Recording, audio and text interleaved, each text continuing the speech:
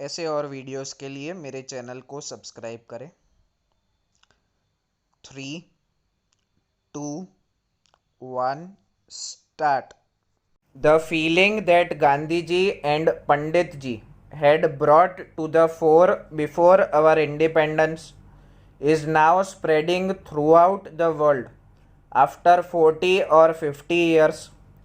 It is just insanity that we continue to manufacture weapons while the available weapons alone can extinguish the entire world 50 times.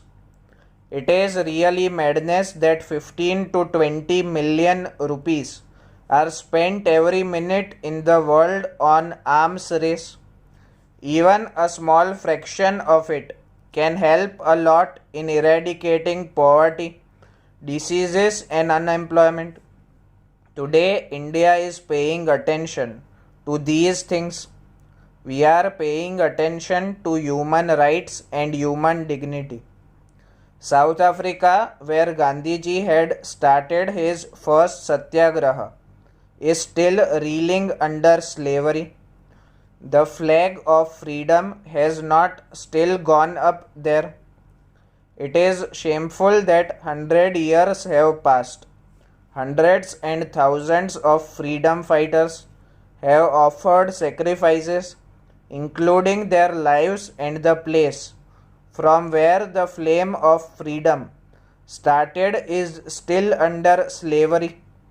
We have raised the question of poor people in the world. We have taken up the cause of suppressed sections of the world.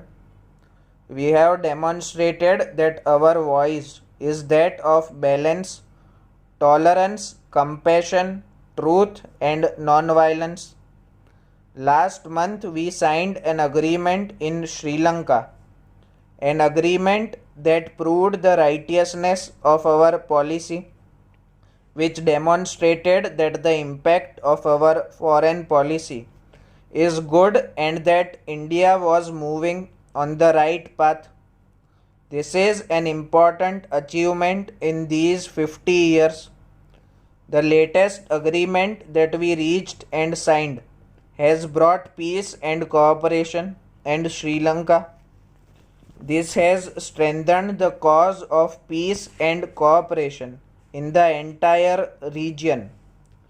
We have stalled the activities of those people who were endangering the security of the entire region.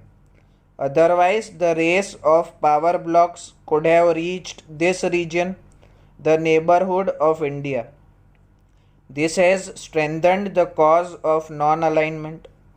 It has been proved that countries can solve their problems through dialogue without allowing the big powers or other sections or parties to come in. We have seen that when difficult, today on the 50th anniversary of our independence, we have to rededicate ourselves to those ideas and concepts. Our greatest achievement is the system given to us by our forefathers.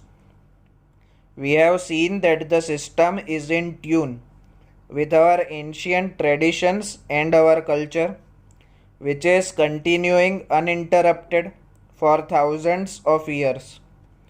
We use that spirit in our struggle for freedom and should use it in building a new India. Today, our greatest attainment is our democracy, and we have to safeguard and consolidate it.